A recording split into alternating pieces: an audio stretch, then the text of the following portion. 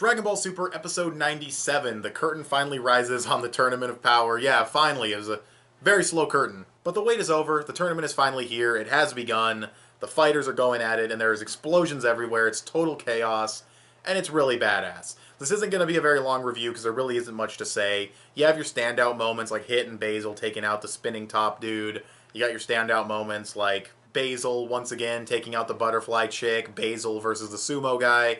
Basil is really like the fucking... He's the MVP of this episode. He only takes out one person, but still, he's awesome in this episode. I don't know why, they just chose Basil for some reason. Not even Bergamo, the leader of the fucking Trio de Danger or whatever they're called. They picked Basil, but fuck it, I like his kicks, I like his style. Kind of a shame that they reused that cut of animation 3 times for him, but whatever. I mean, 2, fine, okay, whatever. He stacked the attack twice, used the same animation twice, I get that. A third time though, I don't like when stuff gets reused for a third time. That's kind of, you know how third time's the charm? Well, third time's the not charm when it comes to reusing animation. But yeah, that's the Basil side of things though. He's cool in this episode. He's the MVP. As far as the rest of the episode goes, there's cool scenes with Tien and Goku, or not Goku, Tien, Gohan, Roshi, all of them. They get a nice little, kind of just the Resurrection F Squad. That's what I'm going to call them because that's pretty much what they are. They get a nice scene where they fight off some dudes. They don't really do much to them. When it comes to Batomo, he doesn't take damage at all, so that's gonna be kind of tricky. But everyone else, you know, they throw attacks. They don't do any damage. They're not going all out yet. It's just kind of a, you know, they're ramping things up. You know, Goku doesn't really do anything in this episode either. He fights the green dude for a little bit, and then he gets bear hugged by that other guy. It's a lot of cool action from a lot of the characters, and there's a lot of fighting going on, but there's nothing monumental yet. It is only the first episode of the tournament. The pacing of the episode was pretty damn solid, especially considering we had the rules re-explained to us for, I think, the second time. They needed to explain it to all of the characters. It was only explained, I think, by Whis or a couple of characters to Universe 7. We needed it explained to everybody. That's fine. That makes sense. The pacing in the episode was solid. The use of music was fine. The art and animation, though, that's kind of interesting. This episode was partly supervised by Yukihiro Kitano, and he is terrible. He's the worst supervisor. If you guys don't know, he's the guy who is responsible for episode 24 looking the way it does visually. Not animation-wise, but the actual art is his fault. And then also episode 33, which is also another really bad one. And then he also was responsible for Dog Beerus in, I believe, episode 82.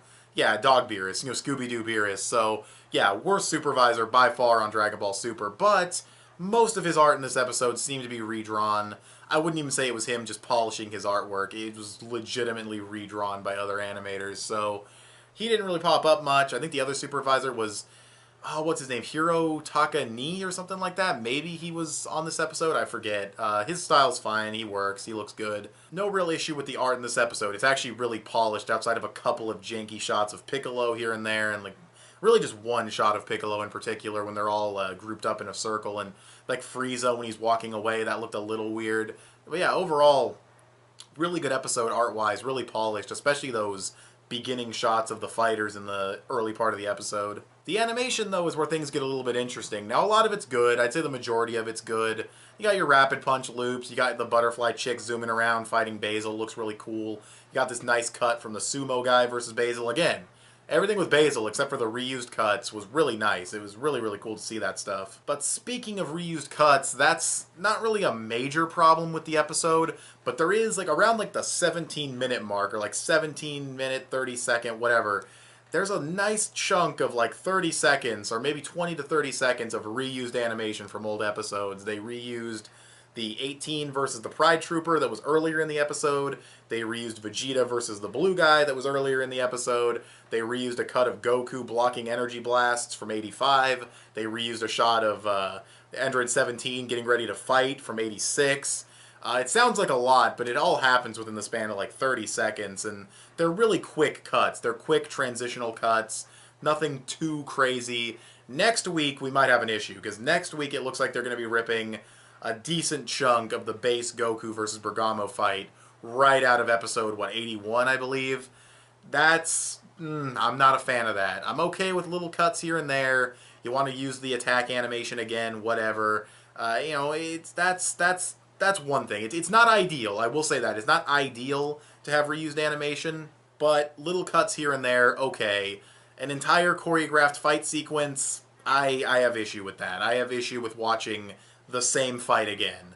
We also see this scene from the opening in there too, which that's a great fucking cut, so I'll let that slide. That's a really fucking badass cut from the opening, so I'll let that one slide. But the rest of it, yeah, we'll have to wait and see. But it's my boy Shimanuki supervising. Hopefully he does some good work. We'll have to wait and see. So yeah, the visuals for this episode, really solid. Like I said, some reused stuff, but I mean, it's good-looking reused stuff, and everything else that wasn't reused was also really good, so it was a pretty damn good-looking episode. It was a good-sounding episode. It was a well-paced episode, and even a little bit of story progression in there. We had a couple of guys get eliminated, and we'll have to see. We might see a universe get eliminated next week. We have, like, the episode title being, like, Uncertainty, Universe in Despair, or whatever, so we might actually see one get destroyed next week, or we'll just see them get eliminated, and then they'll destroy it later on. But I'm excited. I'm not saying that's going to happen. No spoilers or anything like that. I try to avoid as many spoilers as I can for this show. Again, with the exception of the Frieza spoilers, because I had to see if those were real, and I'm really glad they ended up being real, because he's been awesome. He's awesome in this episode, too. Not awesome, not as awesome as he's been lately, but still pretty cool. And, yeah, I just want to see all the characters get some shine before they start getting eliminated. Like, Gohan and his squad in this episode really didn't do much. They had a cool scene with Solar Flare and using their signature moves, but they didn't really do any damage to their opponents. I mean, Potomo you can't damage anyway, but I want to see them put in cool work, do something badass, then they can get eliminated. I don't want to see them get eliminated and like wasted. Like Tien is the one I'm really worried about, because Tien has gotten so shafted by Super so far. In just this arc alone, he has been so shafted. So I really hope he does something cool before he gets eliminated.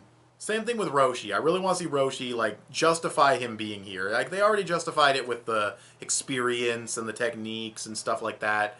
They already said why they recruited him, but I want to see that stuff put to the test. I want to see his, training to not be perverted put to the test. You know what I mean? I don't want him to relapse immediately and fucking start perving again. I hope they really handle him with grace, but Super does not always handle these kind of things with grace, so I'm a little bit worried.